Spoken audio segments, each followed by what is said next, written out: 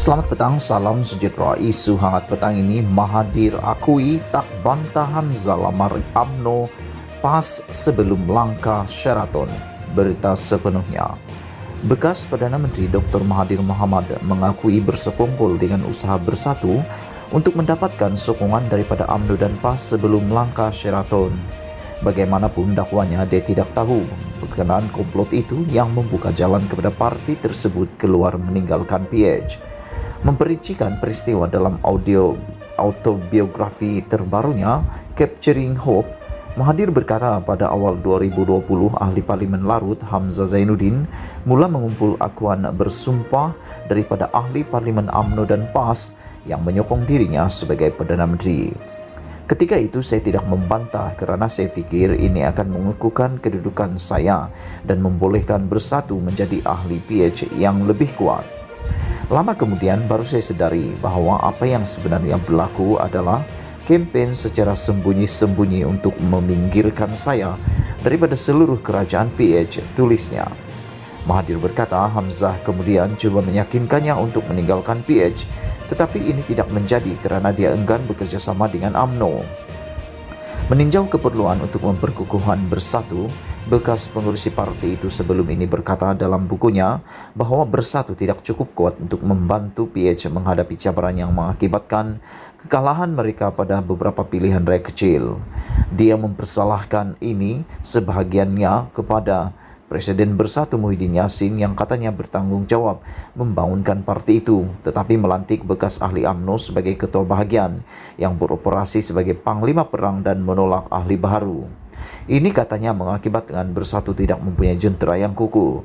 Sementara itu menurutnya sebelum langkah Sheraton, Muhyiddin juga telah melobinya supaya Bersatu bergabung dengan UMNO dan PAS bagi membentuk Kerajaan Melayu Islam atas alasan kebimbangan terhadap pengaruh DAP. Mahathir bagaimanapun berkata dakwaan bahawa kerajaan PH dikuasai oleh DAP dan kepentingan Melayu sedang digugat adalah naratif palsu yang disebarkan oleh seteru politiknya Najib Razak. Semua cakap-cakap kononnya saya di bawah telunjuk DAP atau mereka merancang untuk mengambil alih negara adalah mengarut.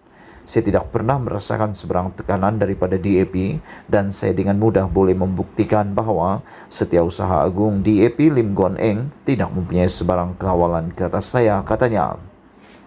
Mahathir berulang kali menekankan sepanjang buku itu bahawa DAP sentiasa menyokongnya dan menghormatinya sebagai Perdana Menteri. Dengan nada lazimnya, Mahathir menerusi buku itu mengakui kerjasama dengan DAP bukan sesuatu yang negatif meskipun terdapat beberapa pengecualian seperti perselisihannya dengan ahli Parlimen Damansara Tony Phua. Bagaimanapun dia mengakui UMNO dan kerajaan yang sebelum ini dipimpinnya selama 22 tahun berjaya memburuk-burukkan DAP sebagai musuh Melayu dan Islam.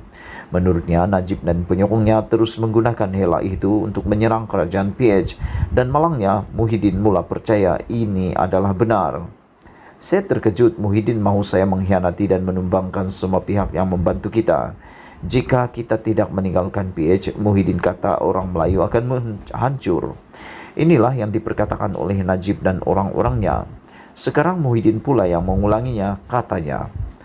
Muslihat Bersatu untuk meninggalkan PH menyaksikan kerajaan pimpinan Mahathir akhirnya tumbang pada Februari 2020. Mahathir coba menyelamatkan keadaan dan memanfaatkan sokongan yang dilaporkannya dari semua pihak untuk membentuk sebuah kerajaan perpaduan.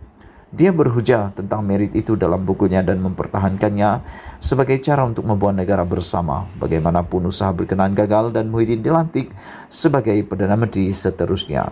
Sekian isu hangat malam ini. Jangan lupa tinggalkan komen Anda, tekan butang subscribe dan kita jumpa lagi. Bye-bye.